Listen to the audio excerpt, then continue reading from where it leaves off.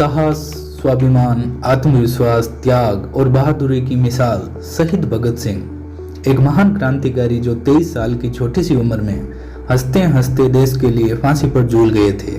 दोस्तों, इतना तो हम सब जानते ही हैं, लेकिन भगत सिंह के जीवन व मृत्यु से जुड़ी कुछ ऐसी बातें जो आज आप इस वीडियो में जानने वाले हैं, जिनमें से कुछ बातें शायद ही आपने पहले सुनी होगी।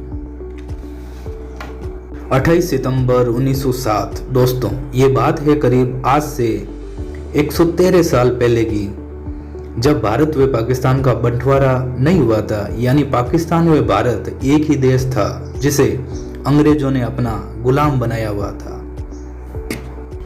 उस समय भगत सिंह का जन्म 28 सितंबर 1907 को लयालपुर जिले के जरनवाला तहसील के बंगा गांव में हुआ, जो अब पाकिस्तान में है। इनके पिता सरदार किशन सिंह व माता विद्यावती कौर थी।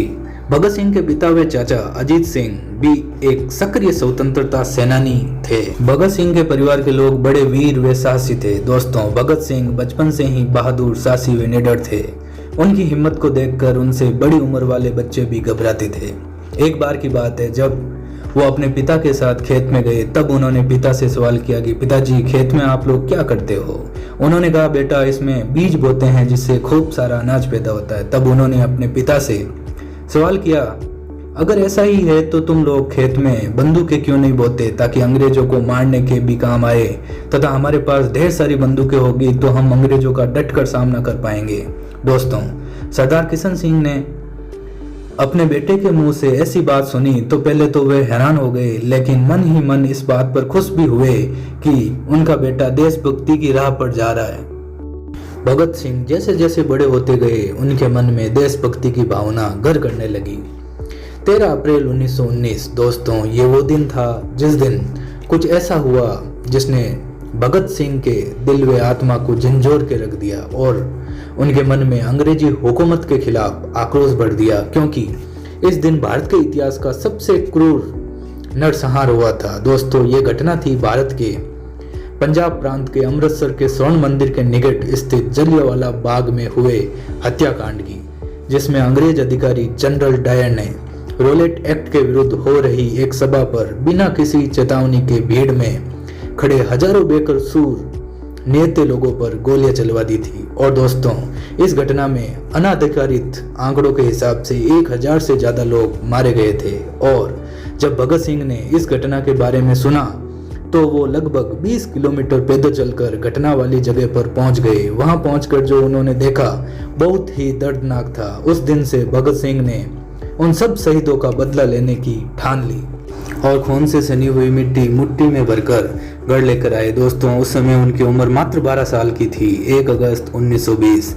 दोस्तों, ये वो तारीख है जब महात्मा गांधी ने असहयोग आंदोलन शुरू किया था। असहयोग आंदोलन में महात्मा गांधी ने कहा कि कोई भी हिंदुस्तानी ब्रिटिश सरकार का साथ ना दे, हर सरकारी नौकर नौकरियां छोड़ दे, मजदूर फैक्ट्रियों से निकल आए, बच्चे सरकारी स्कूलों में जाना बंद कर दे, कोई किसी तरह का टैक्स ना दे, सारे विदेशी कपड़े जला दो। दोस्तों, इनके पीछे उनका मकसद था कि ब्रिटिश सरकार का भारत में सारा कामकाज रुक जाए। उन्होंने लोगों को विश्वास दिलाया, अगर सब लोगों ने मिलकर ऐसा किया तो भारत को 1 साल के अंदर अंदर आज़ादी मिल जाएगी। दोस्तों, भगत सिंह के परिवार वाले महात्मा गांधी के विचारों से बहुत प्रेरित थे और वो साथ ही साथ भारतीय राष्ट्रीय कांग्रेस व उनके असहयोग आंदोलन का भी समर्थन करते थे। दोस्तों, बहुत छोटी सी उम्र में ही भगत सिंह महात्मा गांधी के असहयोग आंदोलन से जुड़ गए और बढ़ चढ़कर हिस्सा लिया, और यहाँ तक कि उन्होंने गांधी जी की मांगों का साथ देते हुए ब्रिटिश सरकार द्वारा प्रायोजित पुस्तकों को भी जला दिया। 5 फरवरी 1922। दोस्तों, 5 फरवरी 1922 के दिन गोरखपुर जिले के चौरी चौरा नामक स्थान पर पुलिस वालों ने जबरन एक जुलूस को रोकना चाहा, जिसके फलस्वरूप जनता ने आक्रोश में आकर थाने में आग लगा दी।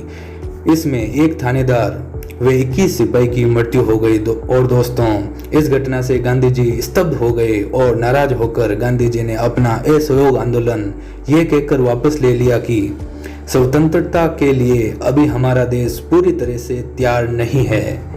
गांधी जी के असहयोग आंदोलन को रद्द कर देने के कारण भगत सिंह के मन में गांधी जी के प्रति रोष उत्पन्न हो गया, लेकिन पूरे राष्ट्र की तरह वह भी गांधी जी का सम्मान करते थे। लेकिन उन्होंने गांधी जी के अहिंसात्मक मार्ग की जगह आज़ादी के लिए हिंसात्मक मार्ग अपनाना उचित समझा। उन्होंने जुलूसों में भाग लेना प्रारंभ किया।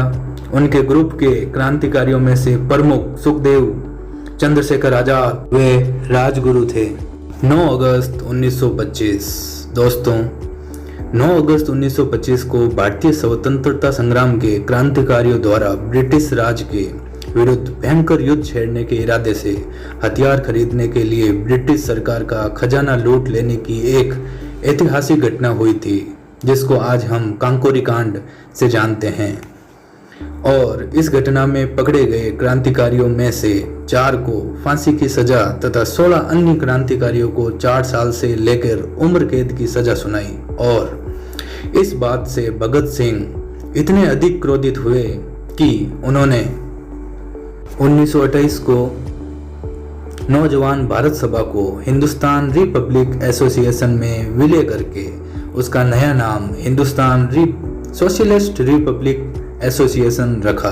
30 अक्टूबर 1928 दोस्तों, 1928 वही साल था जिसमें साइमन कमीशन के बहिष्कार के लिए भयानक प्रदर्शन हुए।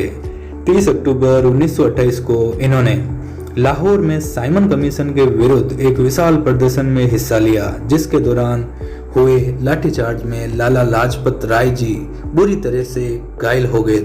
उस समय लाला लाजपत राय जी ने कहा था, मेरे शरीर पर पड़ी एक एक लाठी ब्रिटिश सरकार के ताबूत में एक एक कील का काम करेगी। 17 नवंबर 1928 दोस्तों, 17 नवंबर 1928 को इन्हीं चोटों के कारण लाला लाजपत राय का निधन हो गया। और दोस्तों, इनकी मृत्यु से पूरा देश गम में डूब गया। लेकिन भगत सिंह व उनके साथियों ने अंग्रेजी सरकार को सबक सिखाने के लिए स्कॉट को मारने की योजना बनाई, जो उस टाइम ब्रिटिश सरकार में सुपरिटेंडेंट ऑफ पुलिस थे। दोस्तों, 17 दिसंबर 1928 को करीब 4:15 के दौरान लाहौर कोतवाली पर भगत सिंह, चंद्रशेखर आजाद, राजगुरु और जय गोपाल तैनात हो गए और स्कॉट की जगह सैंडर्स को देखकर उसे मारने के लिए आगे बढ़ गए, क्योंकि सैंडर्स भी उसी जालिम हुकूमत का नुमाइंदा था। और फिर भगत सिंह व राजगुरु ने मिलकर सैंडर्स की गोली मारकर हत्या कर दी और वहां से भाग निकले। और इस तरह से इन लोगों ने लाला लाजपत राय जी के मौत का बदला ले लिया। दोस्तों, ब्रिटिश सरकार को भारत के आम आदमी, मजदूर, छोटे व्यवसायी व गरीब लोगों के दुख तकलीफों से कोई लेना देना नहीं था। उनका मकसद सिर्फ भारत देश को लूटना और भारत पर शासन करना था। अपने इसी नापाक इरादे के साथ ब्रिटिश सरकार मजदूर विरोधी बिल पारित करना चाहती थी, लेकिन भगत सिंह, चंद्रशेखर व उनके दल को यह मंजूर नहीं था कि देश के आम इंसान, जिनकी हालत पहले से गुलामी के कारण खराब थी, वो और खराब हो जाएगी। और इसी बिल पर विरोध जताने के लिए भगत सिंह व उनके साथी बटुकेश्वर दत्त ने दिल्ली की केंद्रीय असेंबली में 8 अप्रैल 1929 को बम फेंके। दोस्तों, वहां बम फेंकने का मकसद किसी की जान लेना नहीं था, बल्कि ब्रिटिश सरकार को अपनी बेखबरी भरी गहरी नींद से जगाना व बिल के खिलाफ विरोध जताना था। बम फेंकने के बाद भगत सिंह व उनके साथी बटुकेश्वर दत्त ने इंकलाब जिंदाबाद के नारे लगाते हुए स्वयं अपनी गिरफ्तारी दी, क्योंकि दोस्तों, भगत सिंह ने दृढ़ निश्चय कर लिया था कि उनका जीवन इतना जरूरी नहीं जितना कि अंग्रेजों द्वारा भारतीयों पर किए जा रहे अत्याचारों को विश्व के सामने लाना। दोस्तों, गिरफ्तार होने के बाद भगत सिंह व बटुकेश्वर दत्त को जिस जेल में रखा गया, वहां भगत सिंह ने देखा वहां रखे गए अंग्रेज व भारतीय कैदियों में बहुत भेदभाव किया जा रहा था। भारतीय कैदियों के लिए वहां सब कुछ बहुत दुखदायी था। जेल प्रशासन द्वारा उपलब्ध करवाई गई वर्दियां वर्षों से नहीं बदली गई थी। रसोई क्षेत्र व भोजन चूहे व कॉकरोचों से भरा रहता था। पढ़ने व लिखने के लिए अखबार व कागज पेन आदि नहीं दिया जाता था, जबकि उसी जेल में अंग्रेज कैदियों को सारी सुविधाएं उपलब्ध थी। यह देखकर भगत सिंह ने कहा कि कानून सबके लिए एक है, और उन्होंने यह निर्णय ले लिया कि जब तक उनके साथ इंसानों जैसा व्यवहार नहीं किया जाता, खाने लायक खाना, साफ सुथरे कपड़े व पढ़ने के लिए अखबार, लिखने के लिए पेन कागज नहीं दिया जाता, वो खाना नहीं खाएंगे। जून 1929। दोस्तों, यहाँ से सफ़र शुरू होता है उनकी भूख हड़ताल का, जिसमें बटुकेश्वर दत्त ने भी उनका साथ दिया। दोस्तों, उनकी भूख हड़ताल तोड़वाने के लिए अंग्रेज अधिकारियों ने ऐसे जुल्म ढाए जिसकी कल्पना करके भी रूह कांप जाएगी। उन्हें घंटों तक बर्फ की सीलियों पर लेटाकर कोड़ों से पीटा जाता, जबरदस्ती उनके मुंह में दूध डालने की कोशिश की जाती और इसी के चलते उनके दूसरे साथी क्रांतिकारियों को भी गिरफ्तार कर लिया गया। और दोस्तों, कुछ दिनों बाद भगत सिंह को लाहौर जेल में शिफ्ट कर दिया गया, जहां उनके बाकी साथियों को भी रखा गया था। दोस्तों, भगत सिंह की भूख हड़ताल को देखकर उन सब ने भी भूख हड़ताल करना शुरू कर दिया, जिसमें सुखदेव, राजगुरु, जतींद्र नाथ दास और अन्य सभी क्रांतिकारी शामिल थे। और दोस्तों, उन सभी क्रांतिकारियों के साथ भी अंग्रेजी सरकार ने वही सलूक करना शुरू कर दिया, यहाँ तक कि उनको कई कई दिनों तक पानी भी नहीं दिया जाता था। उनके पानी के घड़ों में भी पानी की जगह दूध रख दिया जाता था, जिससे कि वे लोग तड़प तड़प कर अपनी भूख हड़ताल तोड़ दे। लेकिन न जाने वो किस मिट्टी के बने थे, वो कमजोर नहीं पड़े।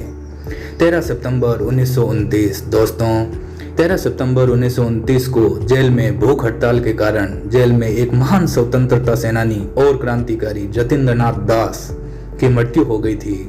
दोस्तों, उन्होंने 63 दिनों तक कुछ नहीं खाया था, लेकिन उनकी भूख हड़ताल अटूट रही। दोस्तों, उनके मौत के सदमे ने पूरे भारत को हिला दिया और आखिरकार अंग्रेजी सरकार को उनके जिद के आगे घुटने टेकने पड़े और भगत सिंह की सारी शर्तों को मानना पड़ा।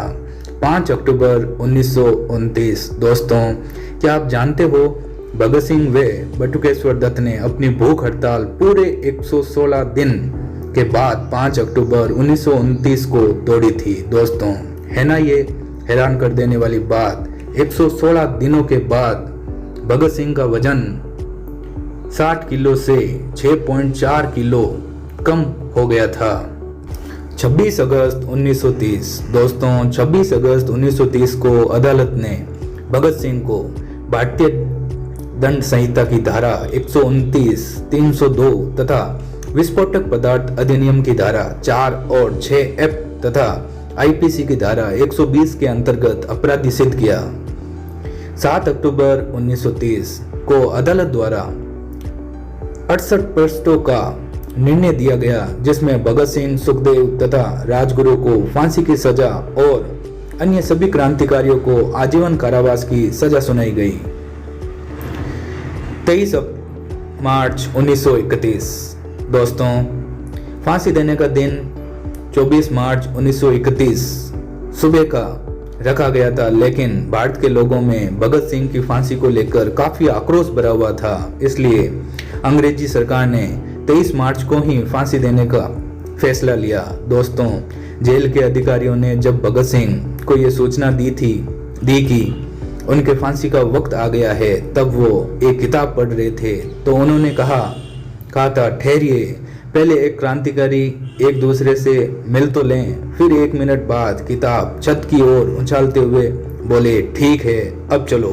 दोस्तों, फांसी के लिए जाते हुए भगत सिंह, राजगुरु, सुखदेव तीनों मस्ती से गाना गा रहे थे, मेरा रंग दे बसंती चोला, मेरा रंग दे बसंती चोला, मेरा रंग दे बसंती चोला, माय रंग दे बसंती चोला। और फांसी के तख्त पर खड़े होकर जोर जोर से इंकलाब जिंदाबाद के नारे लगाने लग गए थे। वे लोग बहुत खुश थे, क्योंकि वे लोग देश के लिए कुर्बानी देने जा रहे थे। और 23 मार्च 1931 को करीब 7:33 शाम को भगत सिंह, सुखदेव, राजगुरु को फांसी दे दी गई। और दोस्तों, ज्यादातर लोगों ने भगत सिंह के बारे में यहाँ तक ही सुना हुआ है कि उनको फांसी दे दी गई थी, लेकिन दोस्तों कहानी यहाँ खत्म नहीं होती। फांसी के बाद कहीं और आंदोलन न भड़क जाए, इसके डर से अंग्रेजों ने पहले जेल के पीछे की दीवार तोड़ी और इनके मृतक शरीर के कुल्हाड़ियों से टुकड़े टुकड़े किए गए और फिर इन्हें बोरियों में भरकर फिरोजपुर की ओर ले जाया गया, जहां मिट्टी का तेल डालकर इनके पार्थिव शरीर को जलाया जाने लगा। लेकिन दोस्तों, जब गांव के लोगों ने आग जलती हुई देखी तो करीब आने लगे और इनसे डरकर अंग्रेजों ने इनके शरीर के अर्ध जले टुकड़ों को जल्दी जल्दी सतलुज नदी में फेंका और भाग गए। तो दोस्तों, ये कहानी थी अमर शहीद वीर भगत सिंह, सुखदेव व राजगुरु की। मैं आशा करता हूँ कि यह कहानी आपको भी बहुत ज़्यादा पसंद आई होगी दोस्तों। तो इन वीर पुत्रों की कहानी को शेयर जरूर करें। जय हिंद, जय भारत, वंदे मातरम।